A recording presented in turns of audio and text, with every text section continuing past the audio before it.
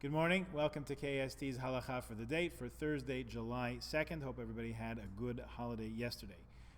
We said when we started talking about the laws of candlelighting that the idea is for Shalom Bayis to have Oneg Shabbos, to be able to enjoy Shabbos, to delight in it, not to be tripping around in the dark, and be able to see what you're eating and whom you're talking to, and so on. Nowadays, of course, the vast majority of us have electric indoor lighting.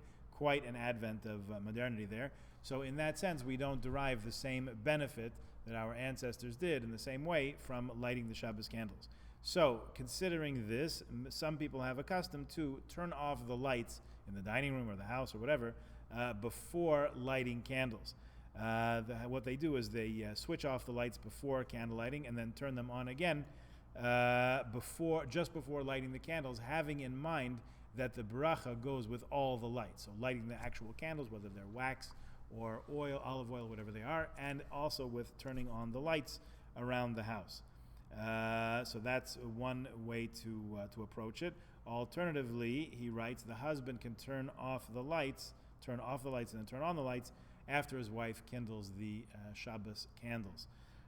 Many people, as you no doubt gather, do not concern themselves about the electric light during Hadlakat Nerot. In other words, it's natural part of our lives, and we don't pay it that much mind. So in other words, the lighting candles is the main thing, the mitzvah of observing the Shabbat and honoring it.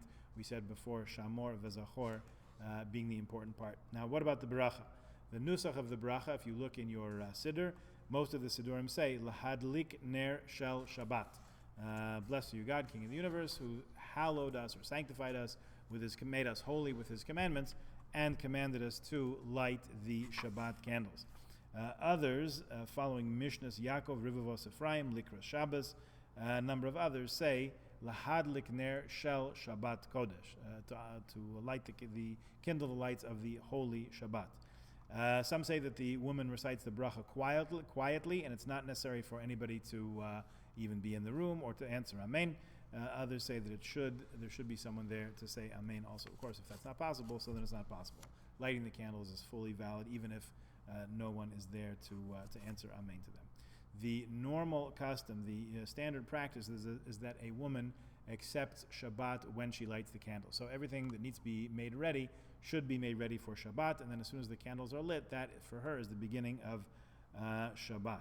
Some say that she can opt out if she verbally says, she has to actually declare, I'm not accepting Shabbos with this lighting. In other words, maybe she's going to drive to Shul and park the car there over Shabbos, or whatever the case may be. In contrast to that, he does say it here.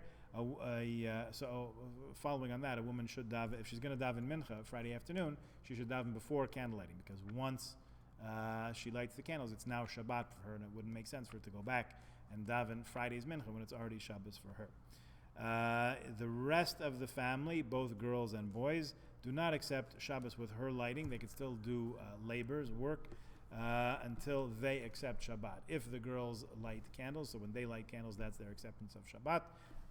And for the boys, usually when we say Mizmor Shir Liyom HaShabbat in the davening, that is the time when Shabbat is accepted. Okay, and the last thing that he says here is that a woman can make a condition that she is not going to accept Shabbat with lighting. Some say it doesn't have to be verbal, some say it should be verbal, and this should only be in a case of need, in other words, where she's going to take a ride to Shul or something and leave the car there. Okay, and b'diavad, even after the fact, she can daven mincha after candle lighting, even without having made the condition, if this is the practice. Okay, so that's what he has for Shabbos candle lighting, so tune in tomorrow.